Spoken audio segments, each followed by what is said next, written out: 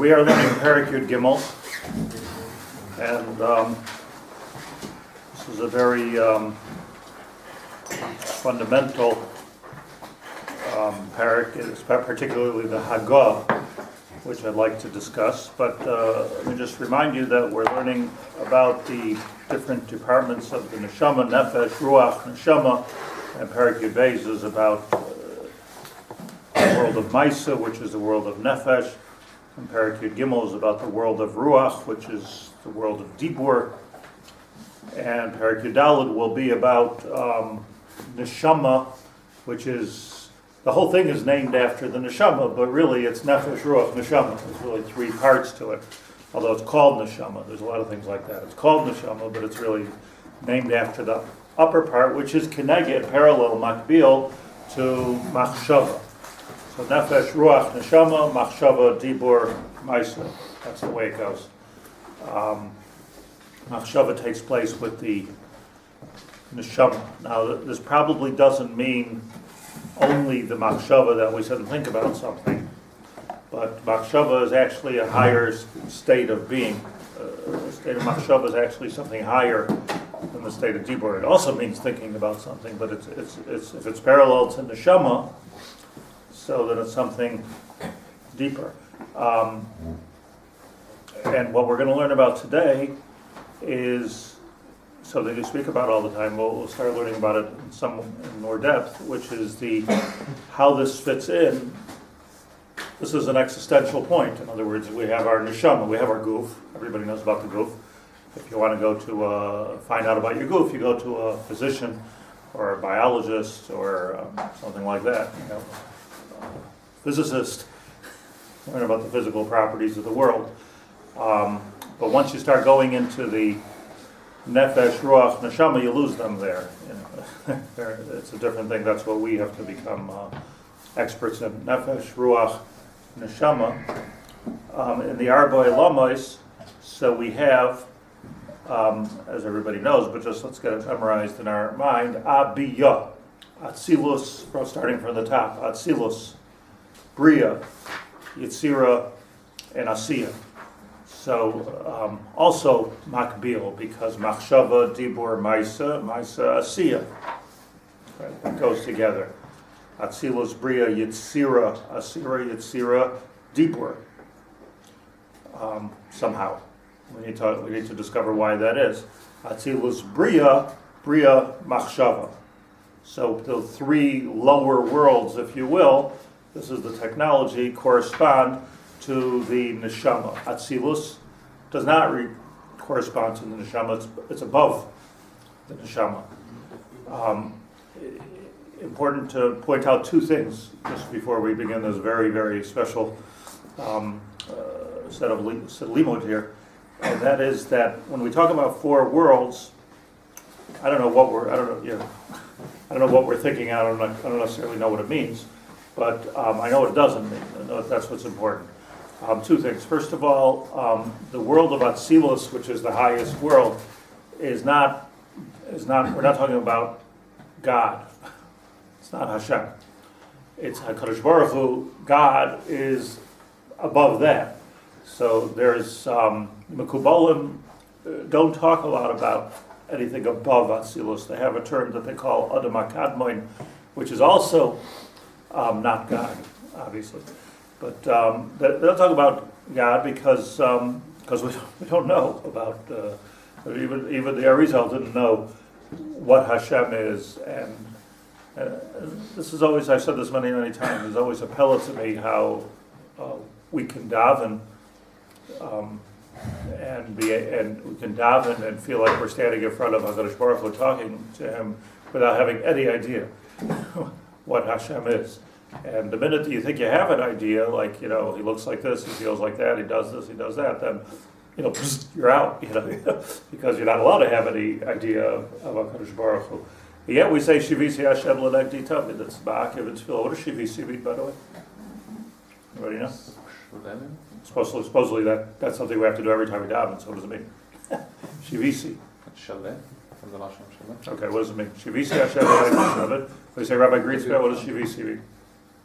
Stands saying something different completely with you. Yeah. Correspond, no? I stand. It's a funny thing, no? Shivisi Hashem l'tamid tamid. I correspond before Hashem. Value. Value, shavius. So when we say ata, that's the present, that it's present and we're conversing with. Not in the sense of value, but in the sense of closeness.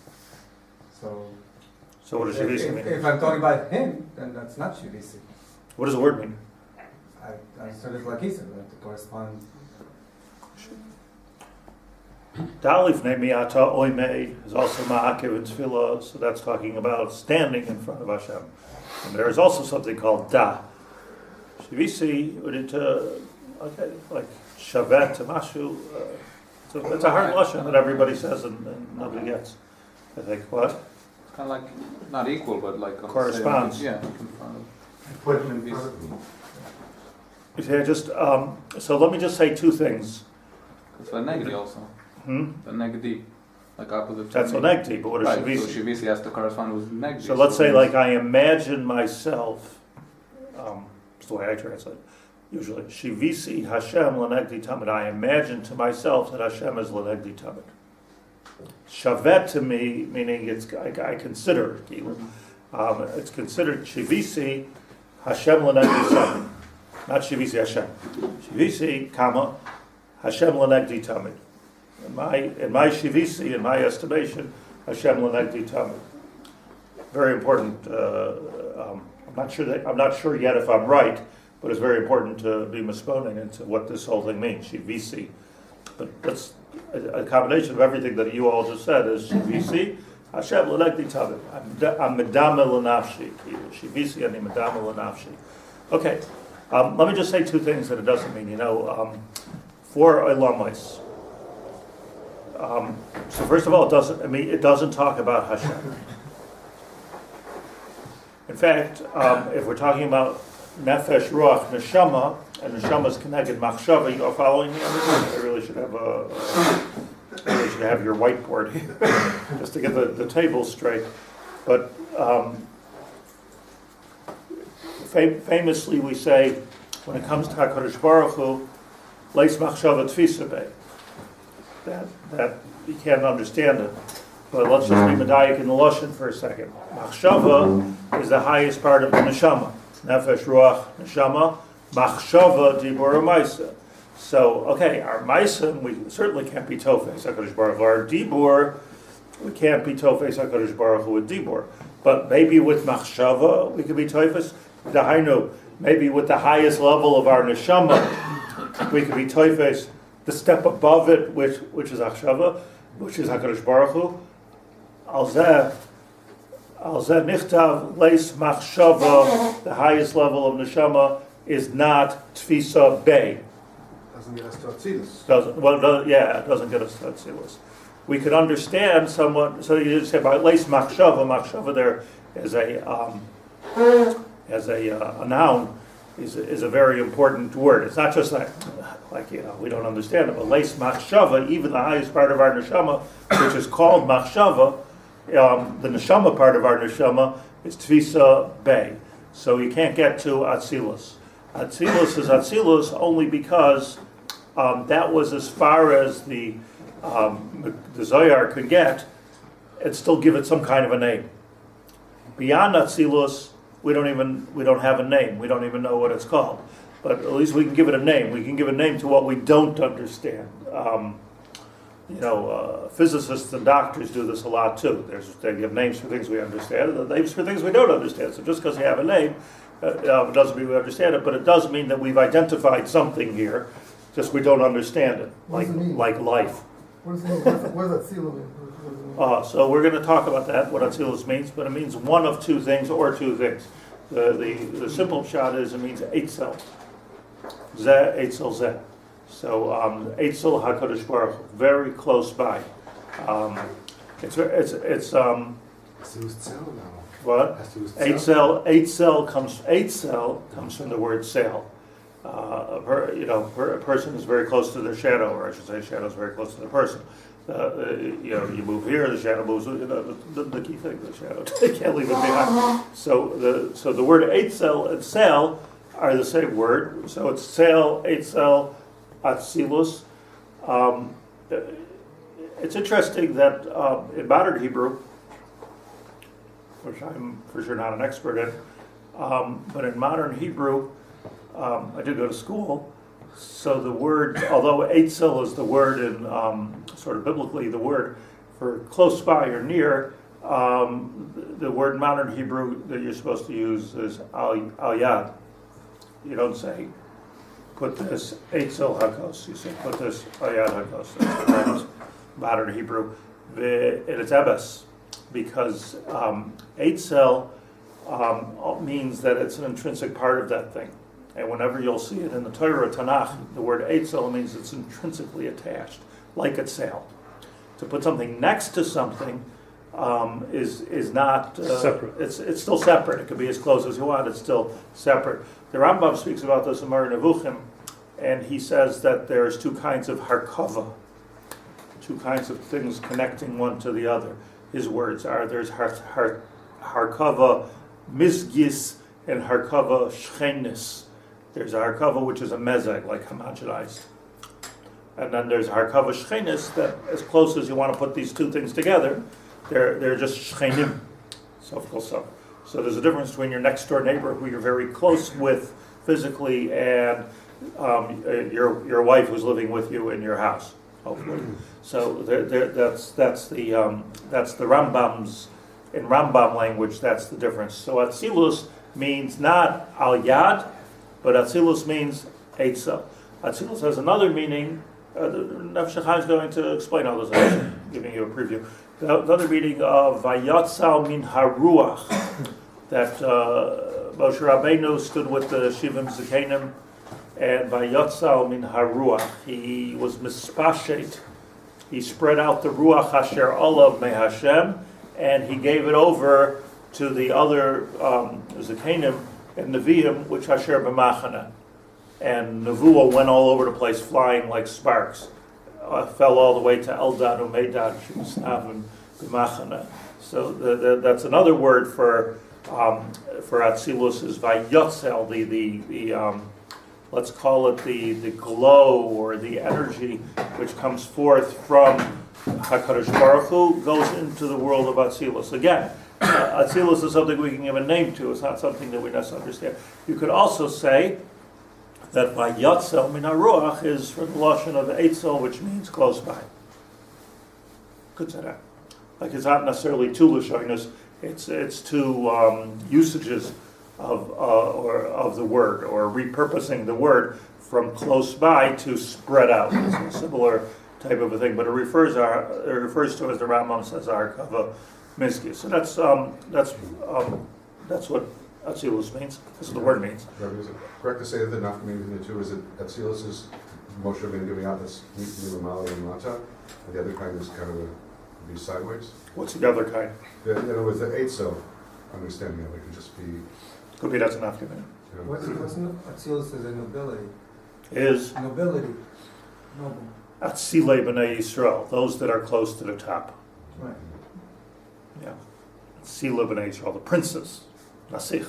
That says is Eitzel. I just want to also point out a very simple thing. It's very important. I just hear me out on this. More important than understanding what we're learning here is to be careful not to misunderstand what we're learning here, because if you misunderstand it, if you don't understand it, you don't understand it. So, like, okay, we should be so. If you misunderstand it, then you get into all kinds of problems of being makshim HaKadosh Baruch Hu and creating physical things in order to facilitate our minds for things which have no physical capacity. So I don't understand it the wrong way. And that's why I'm emphasizing, as does Reb Chaim Vital and the Arizal and the Ramchal, we're not talking about Hashem. We're not talking about Hashem. Leis machshava tzfis savei. The other thing about these four worlds, Atzilus, Bilamala, Lobatza, Atzilus, Bria, Yitzira, Asiya, is it's not,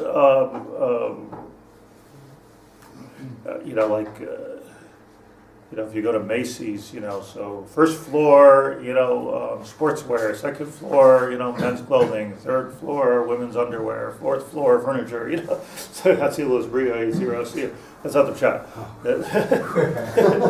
Like push one, push two, where do you want to hold them? That's not the shot. It's not because what the better way of thinking about it is as an assembly line. That's the correct way to think about it. Don't think about it as an elevator going from up to down. Think about it as you said, Moshe, as something coming from a high place to a low place, taking more and more form as it reaches our world. I don't know what snow looks like in the higher atmospheres. I don't know, maybe it's just moisture or something, I don't know. But eventually when it gets down here, you need a shovel, But that's not necessarily, and you just go on a simple airplane and it's not snowing anymore. But there's something.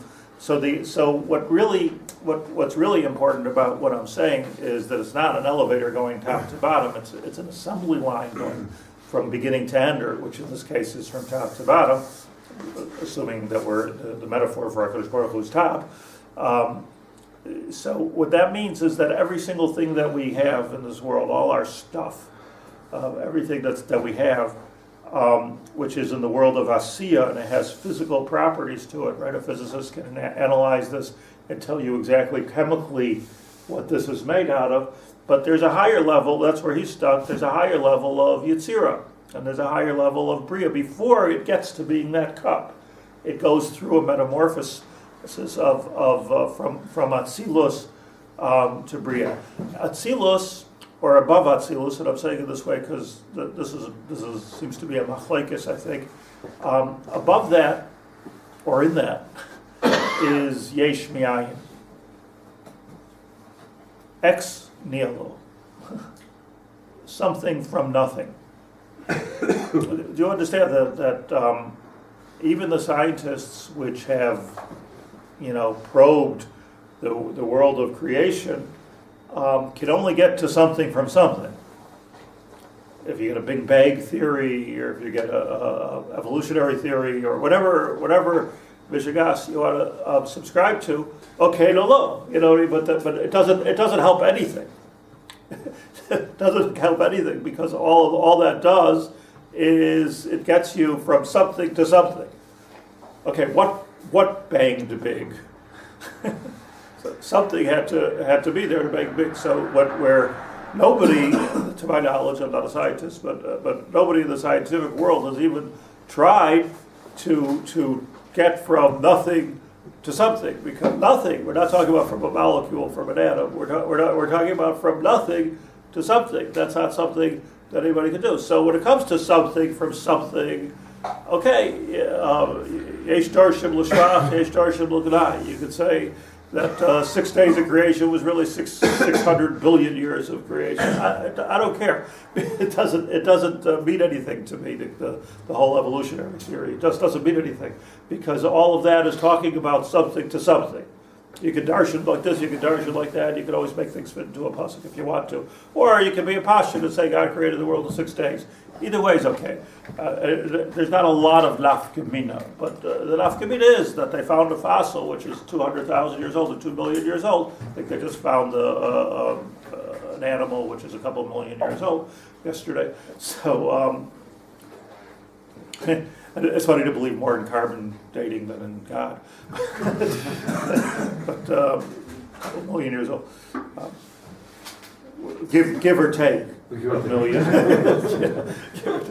But it's fine. It's fine. It's not a kasha on anything really, except for on the literal translation of 6 days of creation, which is obviously not literal because it was before even time was created. There wasn't even a sun going up and down. So what does that mean? It doesn't even mean anything. The day one of creation. Day one of creation could have been almost Ein Sof. So it's hard to. And by the way, eternity itself, which I believe is beyond the concept of man to think about eternity. Nevertheless, there's a symbol for it, because eternity is a mathematical is a mathematical number that you can work with. You can multiply eternity. Like mathematicians work with eternity. It's a symbol in mathematics.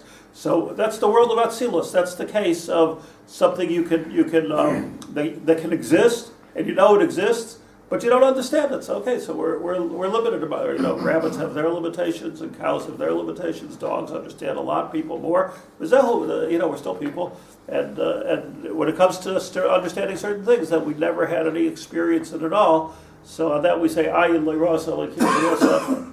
It's just you can only understand something which is somewhere in your frame of mind and frame of experience. So that's the world of Atzilus. What's important to understand is that everything that we see in this world, in the world of Asiya, was once in the world of Yetzirah and was once in the world of Bria and came from the world of Atzilus, and from there or above there it came from Ayin.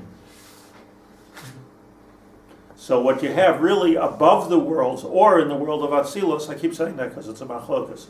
Where does Yesh Me'ayin happen? Does it happen in the world of Atzilus? In the world of Atzilus, everything comes from nothing. So this cup was once nothing. And then there's an assembly line. But Baruch Hu created something, and it's an assembly line. When did this happen? It happens all the time. I'm sorry, doesn't the word Bria mean Yesh Me'ayin? What? Doesn't the word We're Bria going to mean- go to what the word means. Okay. But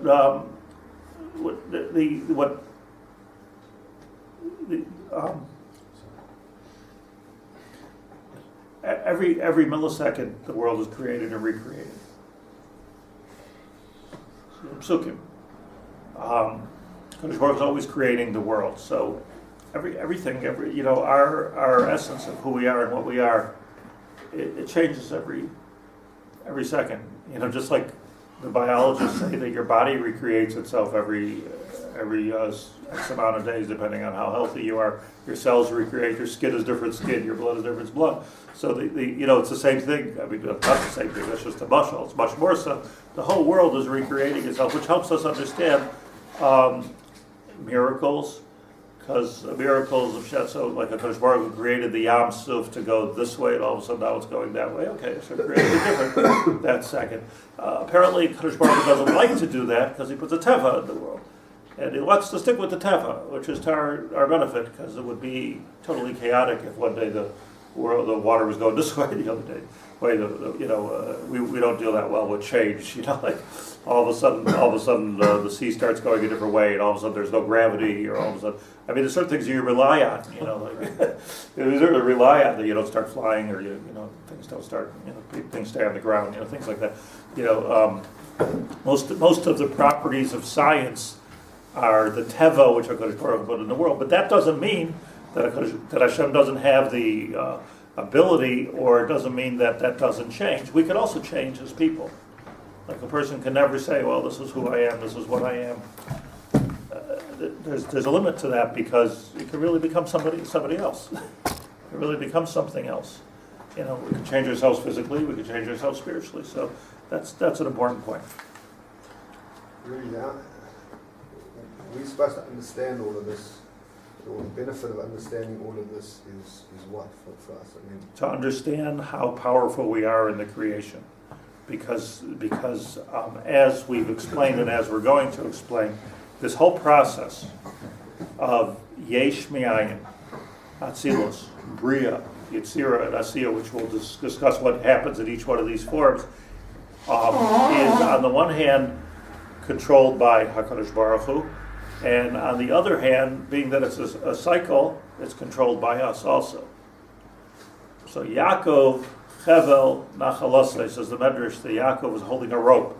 And if the rope goes all the way up to a bell, which is 20 stories high, and you give it a push here or there, you're ringing the bell all the way up there. So Yaakov Chevel Nachalosai, Yaakov Avinu, that's like a sailor knows this, right? Yaakov Avinu held the ropes, Chevel Nachalosai. His Nachla was a Chevel, where he was able to change things in the whole Shemayim Va'aretz.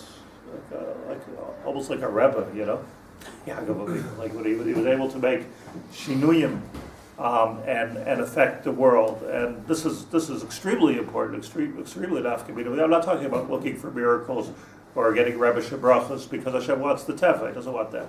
But what it does mean is that the health of the world, the goodness of the world. It's just like it's only a shite who thinks that whatever I eat is not going to affect what I am.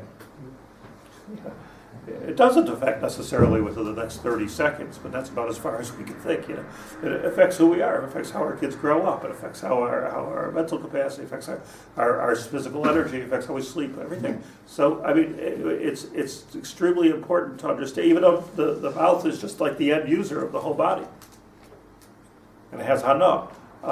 So it's important to understand that the health of the world. If the world is mayhem or if the world is masudar, has everything to do with our maisa because we're holding the rope on the bottom. How does this fit into Hence, you could have a geula, or you could have, a crazy world. We have a crazy world. We have a crazy world. People are, right? Muslims decapitating Muslims. It's crazy. It's a crazy situation. Millions of people are the Holocaust is crazy. It's craziness. I'm not saying that it's your fault, my fault, or our grandmother's fault. I'm just saying that the generally speaking, the health of the world somehow we participate in that health process. It's not just how we're created. It's what we do with the creation, like health. So that's the Yaakov Haber. So yes, I'm sorry. Somebody want to say something? How did that fit into the assembly line process? If it's being built and growing as it's going down, and then we do something, is that like a reverse assembly line, or circumvents it to get to the top? It's an assembly line that the buttons are here. Those worlds also come from Ishmael? No. So if Yesh Mi'ayin, here's an afkamina. If Yesh Mi'ayin is in the world of Atzilus, we have some control even over that. If Yesh Mi'ayin is Lamala Me'atzilus, we have no control over Yesh Mi'ayin, only what happens from Yesh Mi'yesh from matter to matter. But those worlds are manifestation of Baruch Hu, they also they're coming from the Yesh Mi'ayin. What? Those words, Atzilus, all those words or manifestations. They were all created Yesh Mi'ayin. Right, that's the question. But could be Yesh Mi'ayin happened in Atzilus. And we know we have control over Atzilus. So it's already could be we can control the Yesh Mi'ayin also. What does Hashem create? But for sure, that seems to be a machlekes. For sure, we can do something with Yesh Mi'yesh from the earliest spiritual cell to all of its permutations that it comes out spiritually. It sounds like, though, that when we talk about Atzilus as being closer to Hashem, that sounds like a dangerous idea also, that Hashem is at every stage of the assembly line.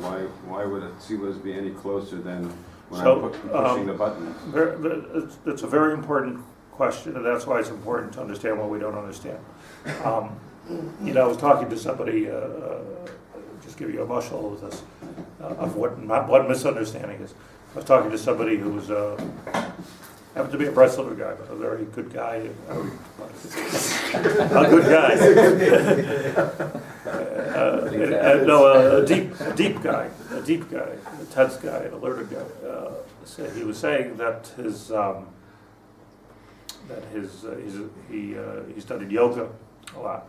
So he said that the yoga guru in India was a very wise man, and said that he doesn't understand, this was the kasha of the Indian guru, he doesn't understand what's the problem that Jews have with the worshiping idols. I also don't worship idols, but what's the problem with it if God is everywhere? So he's there, so worship it. That was the kasha. Right? God is everywhere, so he's here, so worship it. That was the kasha. So which this chassid was makabel as a sheila gemura, like a shver shaila. It's kfira gemura. Why? Because HaKadosh Baruch Hu is not everywhere. But HaKadosh Baruch Hu is everywhere. Hashem created the world. We don't know where Hashem is, what Hashem is. We don't know. Maybe he's here, maybe he's not here. I don't know. Nobody knows. Bigger people than me don't know. Reb Baruch Hu didn't know. But what we do know from the sefer of Moshe Rabbeinu is that HaKadosh Baruch Hu, when he started off the creation, Yesh Mi'ayin, he started it off with what the Mekubalim metaphorize as a Or Pashut. Now, that Or Pashut is extremely spiritual, turning into something maybe metaphysical, but it's not something that we can understand so easily either. But we understand what an Or is, and we understand what an illumination is. The Or Pashut goes into everything. Everything is created from this Or. So, you don't worship Or. You don't bow down to the Or. You worship HaKadosh Baruch Hu. So this was the toes of the Dor Enosh. The toes of the Dor Enosh is they got mixed up between the Or, Pashut, and HaKadosh Baruch Hu Ba'atzmai. And Avram Avinu came along and said, no, there's nobody that's right to be Oved except for HaKadosh Baruch Hu, who can turn Yesh Me'ayin. What's the point? Who built the sun? It's no point worshiping anything. Not only is it senseless, but it's insulting to the master of the universe. So the answer to the question is that God is not everywhere necessarily, but the Or Pashut is everywhere. And that, by the way, I don't want to say something. First of all, out of the scope of what we're learning, but something so controversial. But the truth is the machlokas, the old machlokas between in Tzimtzum, if you're familiar, which seems to have been the machlokas between the Vilna Gaon and the Balatanya, is to Tzimtzum Gomer and Tzimtzum Ein Gomer. So Tzimtzum, in the simplest pshat, means that HaKadosh Baruch Hu is mitzamtzem himself into a piece of Gashmis. There's more to it, but that's the. So that's the point. Nobody says, not the Balatanya, not the Vilna Gaon, nobody says that the HaKadosh Baruch Hu is mitzamtzem himself into a cup. What they say is his Or was a tzimtzum into the cup, and therefore there's kedusha into the cup. So the whole machlokes is not true. So what are they arguing about? They're arguing about the Vilna Gaon was worried about the perception. He didn't think that the Balatanya was an apocalypse. I'm sure. He was worried about the perception of the common man who's going to say, make the toast of the Dor Enosh once again, and it's been made over and over again, and it was made in an extremely big way at the time of Shabtai Tzvi, which was right before the Baal Shem Tov, right? Shabtai Tzvi's whole thing was he led people to understand that God is in everything and in me. So hence you could have a Shabtai Tzvi, you can have a Christianity, you can have,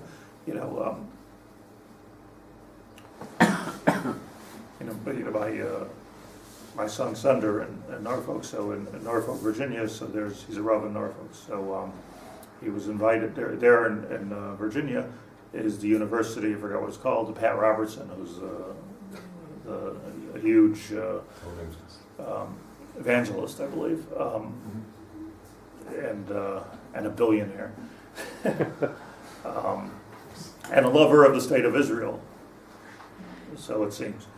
If you watch the Christian Broadcasting Network, not that I'm recommending necessarily, but the videos that they have about Israel are head and shoulders above everybody else's, anything that the state of Israel does. I mean, they put millions of dollars into these videos.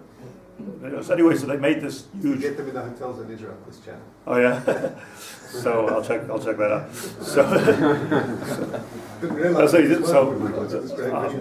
Yesterday, Pat Robertson University and Pat Robertson himself called for a meeting. There's campuses, solid gold and brass, and I mean it's just beautiful, going over miles and miles of it looks like Harvard, but it's but more.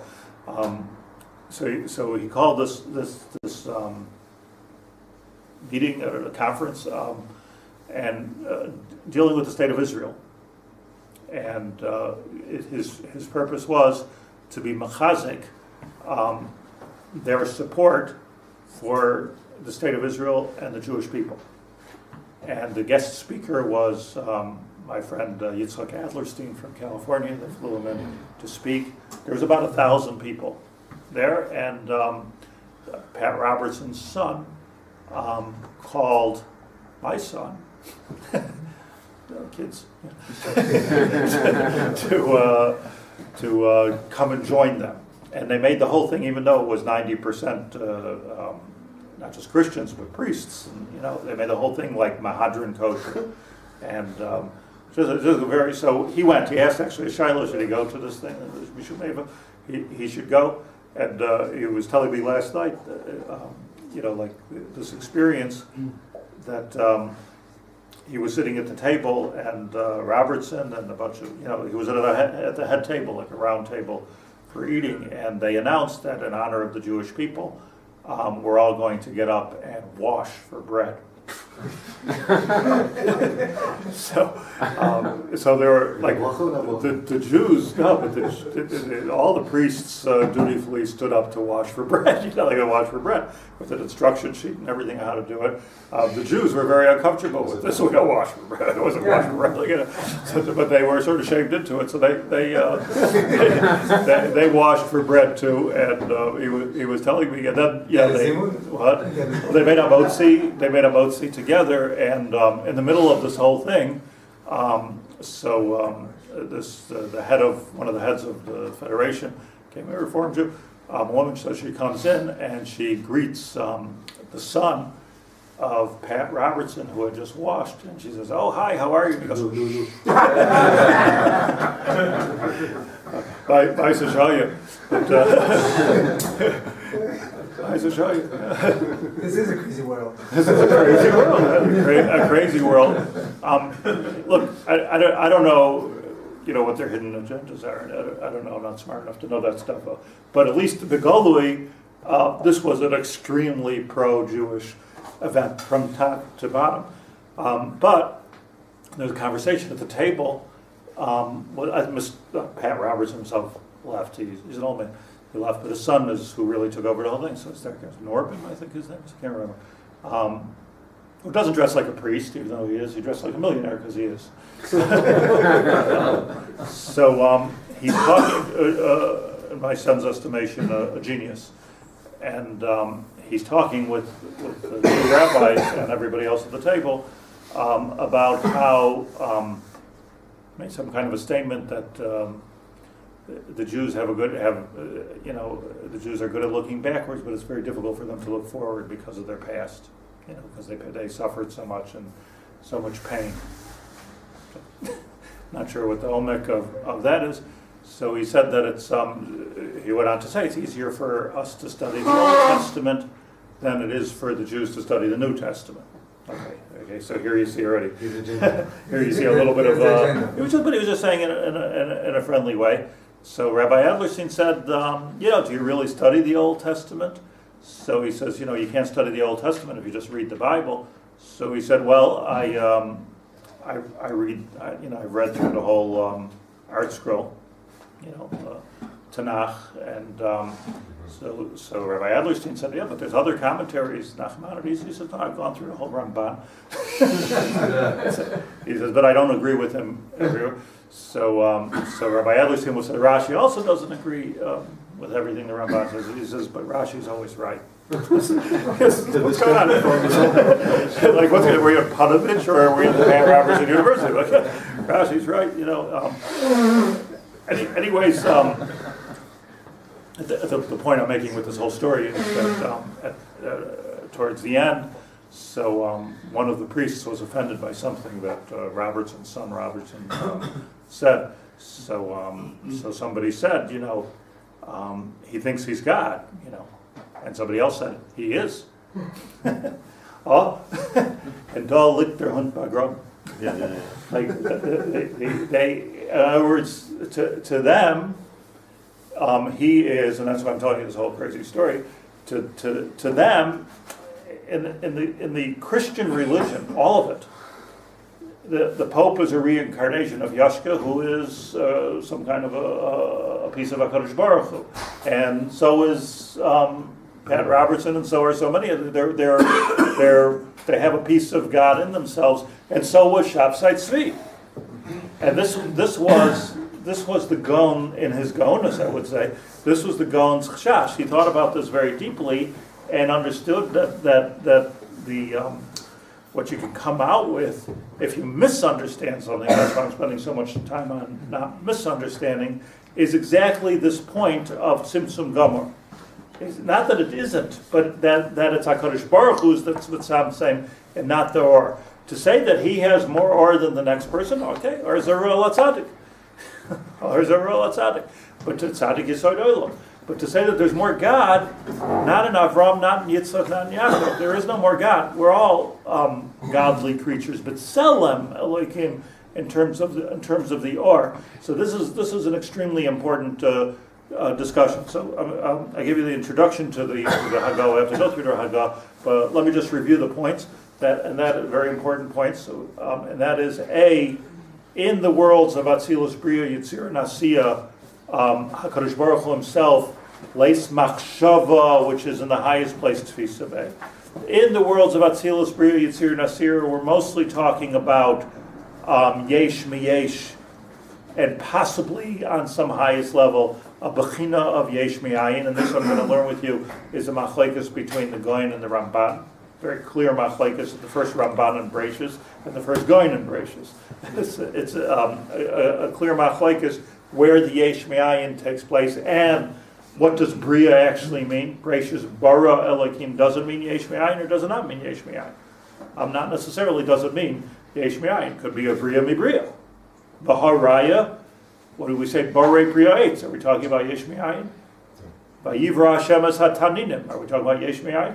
There are many Brias that we're not saying is Yesh Miyayin. So Barei cannot be Yesh Miyayin, even though the Ramban says it does. So that's one thing. The next, that we're not talking about HaKadosh Baruch Hu, and we're not talking about Yesh Miyayin, we're talking about already Yesh Miyesh, and we're not talking about different floors and maces, we're talking about an assembly line that goes from a place of very, very spiritual, let's call it the Or Pashat, to a place of very, very Gashmias, and then what we do with it. We have a power here in the world of Asiya, Ayidei Maisa. In the world, and if we don't do Maisa, we're not complete. And we have a power in the world of Dibur. Look how powerful words are. And we have a power even in the world of Machshava. And I said at the beginning of the week, I said, keep in mind that when a person has a Machshava, it's already Besakin and Olam. It's not just like you've got something rolling there. It's already Besakin and Olam. So you have that tikkun, but then it needs to roll. Because if it doesn't roll, what did you do with the Machshava? So sometimes the Kodesh Baruch Hu B'tzaref, L'maisa. Sometimes it connects to a Maisa. Sometimes it doesn't connect to a Maisa. It remains a Machshava floating around in space, which has very, very little value. So that's the Seder that we need to learn, and the Nefesh Hachaim feels it's very important that we learn.